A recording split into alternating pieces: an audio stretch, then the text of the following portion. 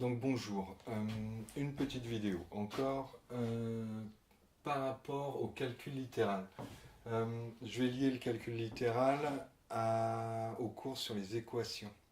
Je vous ai dit, il faut connaître la méthode et la mécanique de l'équation parce qu'on s'en sert énormément en physique. Maintenant en physique, souvent si on aborde les équations et qu'on ne maîtrise pas bien tous les équations, on a un petit souci parce que en physique, on utilise beaucoup les lettres.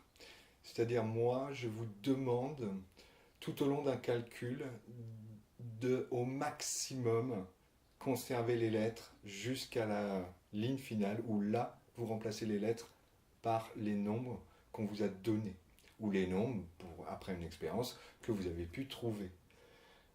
C'est important de faire ça parce que, alors, premièrement, c'est plus esthétique.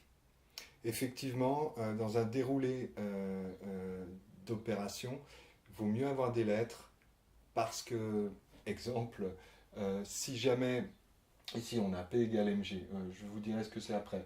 M c'est la masse. Si jamais une personne va avoir une masse de 58,35 kg, moi personnellement je préfère écrire le petit m plutôt que 58,35 kg tout le long d'un calcul. Plus on en écrit, plus on a de chances de se tromper, plus on a de chance de faire une erreur d'écriture. D'autre part, il est toujours intéressant donc de travailler avec une seule petite lettre qu'on va, grâce au système des équations, balader dans la ligne. Deuxième chose, euh, deuxième chose, non. Les lettres, oui, la deuxième chose, ce serait par rapport, donc j'ai parlé dans une autre vidéo de simplification. Chose que vous devez aussi savoir faire pour nous les physiciens, parce que dans un long calcul, vous pouvez avoir des simplifications qui s'opèrent. Si vous remplacez directement dans le calcul et que euh, vous n'arriverez pas à faire les simplifications, vous ne verrez pas les simplifications qu'on peut apporter au calcul, et ça va être problématique parce que parfois, si on met trop rapidement les nombres dans l'équation, les nombres dans un calcul, vous allez cumuler les erreurs. Chaque nombre que vous introduisez possède une marge d'erreur, c'est-à-dire une précision due à la mesure qu'on a pris. Suivant, bon, c'est par rapport au double décimètre, on n'ira jamais en dessous du millimètre. Et donc, si jamais vous avez cette mesure qui est en haut d'une fraction au numérateur et en bas dans la fraction, c'est-à-dire au dénominateur, si vous introduisez ce nombre directement et que vous faites le calcul du numérateur et celui du dénominateur, vous allez cumuler les deux euh, imprécisions, c'est-à-dire au millimètre en haut, au millimètre en bas, et ça va rendre votre calcul moins précis. Tandis que si cette même valeur se trouve en haut et en bas de la fraction, de la barre de fraction, et qu'on n'a que des multipliés et qu'on peut simplifier, hop, cette imprécision part. Donc voilà l'intérêt de garder les lettres, parce que les lettres, on va voir telle longueur, ah ben, si elle s'appelle L1, elle est en haut, elle est en bas, hop, je vais pouvoir simplifier. Bon, ceci étant, voici quelques équations que vous allez avoir à apprendre tout au long de votre scolarité en physique. Alors, désolé, certaines, suivant quand vous prendrez le cours, certaines vous ne les connaîtrez pas. En tout cas, en quatrième et peut-être même en cinquième, vous devez connaître celle-ci.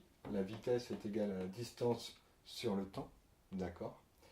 Euh, et qu'est-ce que vous... Ah, et en quatrième, U égale RI. Hein. Tension est égale à la résistance fois l'intensité. Alors je peux vous les citer tous. Ici on a P égale mg, c'est ce que vous allez apprendre en troisième. Nous avons le poids, qui est une force, elle est égale à la masse fois l'intensité de pesanteur. Ici EC, c'est en troisième aussi, c'est l'énergie cinétique en joules. L'énergie cinétique égale 1 demi de mv carré. Masse, vitesse au carré. Énergie potentielle ou énergie de position, c'est égal à mg, ceci en fait, fois h, la hauteur. Énergie, souvent on utilise ceci en électricité, l'énergie qu'on consomme, celle qu'on peut voir sur le compteur, est égale à la puissance fois le temps. La puissance en watts, le temps en secondes. Oui, alors cela on ne va pas trop en parler, c'est le travail mécanique qui a aussi une énergie, c'est la force fois la longueur du déplacement, la longueur sur laquelle on a appliqué cette force. Ce qui est très important dans toutes ces équations, c'est les unités de mesure. En physique, l'unité de mesure est importante. On est dans le monde physique, on n'est plus en mathématiques. En mathématiques, on n'a pas d'unité de mesure. En physique, on a des unités de mesure. Chacune des lettres évoque une grandeur physique qui possède une unité de mesure. La température en degrés Celsius ou en degrés Kelvin, dans les calculs vous prendrez des degrés Kelvin, vous verrez ça plus tard. La pression en pascal, la longueur en mètres, la masse en kilogrammes, unité de mesure internationale. L'énergie cinétique, c'est une énergie toujours en joule, le joule. La vitesse, mètres par seconde. La puissance en watts. La résistance en ohms. L'intensité du courant en ampères. U ici, c'est la tension en volts. Ça, il va falloir bien maîtriser ces choses-là. Bon. Mais, revenons-en à nos petites équations et essayons de faire juste un petit calcul comme ça. On va prendre la première qui est la plus simple. On fera d'autres exercices, mais je les ferai peut-être durant l'année sur un tableau blanc. Je le ferai carrément au collège. Notre poids égale masse fois intensité de pesanteur. Ce fameux G, il doit vous rappeler, pour ceux qui ont déjà entendu, les personnes qui vont dans les avions de chasse subissent des G, ce qu'on appelle des G. Alors un G, c'est l'intensité de la pesanteur, c'est-à-dire ils ressentent leur poids. 2 G ressentent 2 fois leur poids en fin de compte. Donc P égale mg. P égale mg. P égale m fois g. Quand on a 2 lettres, on a un petit multiplié ici entre les deux. Alors imaginons dans un exercice, je vais le faire simple, hein, on nous dit, écoutez, je vous donne, il y a un bonhomme qui laisse tomber un gros marteau du haut d'un immeuble, d'accord, et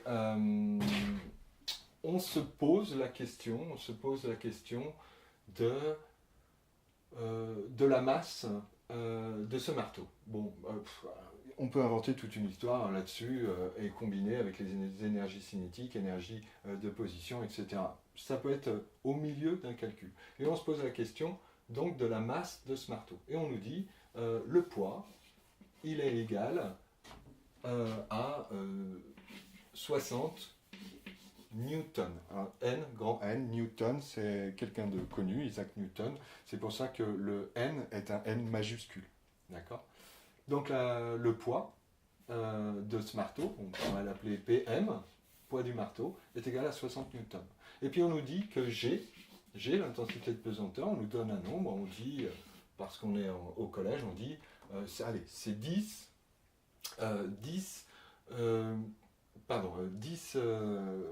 newtons par kilogramme. Alors, plusieurs façons de noter newton par kilogramme. Vous trouverez souvent comme ça, newton par kilogramme. Ou alors, vous le verrez, newton kilogramme moins 1. Oups. Ok. Ça, c'est notre fameux moins 1, c'est notre marque de l'inverse. D'accord ? Kilogramme moins 1, c'est 1 sur kilogramme. Vous noterez que il est toujours intéressant de voir un peu les unités de mesure parce que ça vous donne souvent la formule. On en reparlera certainement plus tard. Et là, notre idée, notre question, c'est quelle est la masse du marteau ? Alors la masse du marteau, on peut s'amuser, l'erreur classique, c'est de dire, j'ai le poids, je vais le remplacer là, j'ai l'intensité de pesanteur, je vais remplacer ici, et puis ça me donne, 60 est égal à m que je ne connais pas, fois 10. Non, il ne faut pas faire ça. 60 égale m fois 10, non, ça, c'est pas joli, c'est pas esthétique. Et surtout, si vous devez, pour quelque chose de plus dur, si vous devez modifier l'ordre des choses, eh bien, cela va vous compliquer la vie. Donc, en fait, ce que vous faites, alors déjà, j'efface. Vous partez avec votre petite formule. On sait qu'on nous demande une masse. On a une formule dans notre bagage qui est P égale mg. Alors, tout simplement, on part et on dit, bon, nous savons que P égale m fois g. Ensuite, on fait appel.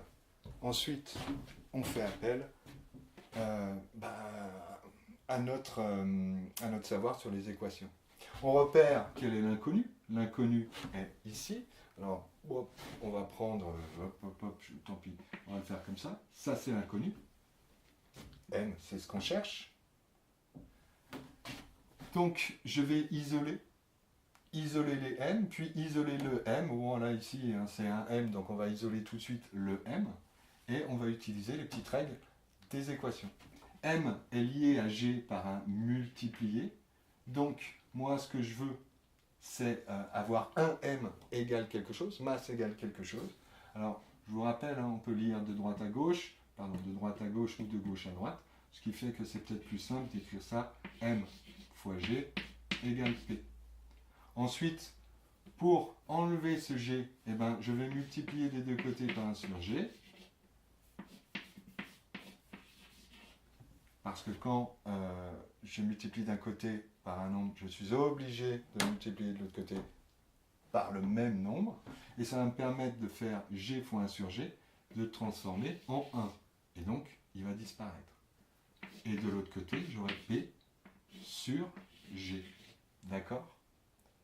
Arrivé ici, c'est maintenant que vous allez remplacer les valeurs. Vu qu'on a un calcul ici, bon, je continue ici, on a notre masse qui va être égale donc à 60 newtons, mais là je ne le marque pas, sur, ici, G qui est égal à 10. Fin de l'histoire, ça nous fait 6. Toujours remarquer une petite ligne, masse est égale à 6, quoi? Kilogrammes. Maintenant, si vous ne vous souvenez plus de l'unité de mesure internationale pour la masse, en fin de compte, si vous regardez les données dans l'exercice, vous verrez qu'on y a inscrit les unités de mesure. On y a inscrit les unités de mesure, donc en fin de compte, ça va être une aide. Parce que ici, nous avons des newtons, là, et ici, nous avons, en dessous, nous avons des newtons par kilogramme. Et on voit que newton sur newton, hop, ça part, et puis on a 1 sur kilogramme, ce qui fait que ça repasse au-dessus. L'inverse de l'inverse, c'est faire un tour inverse de l'inverse. En fait, l'inverse, c'est ce qui est en haut va en bas, ce qui est en bas va en haut. Et si on prend l'inverse de l'inverse, eh bien, en haut va en bas va en haut, en haut va en bas va en haut. Et en fait, on fait un tour. D'accord? Bon. Suite.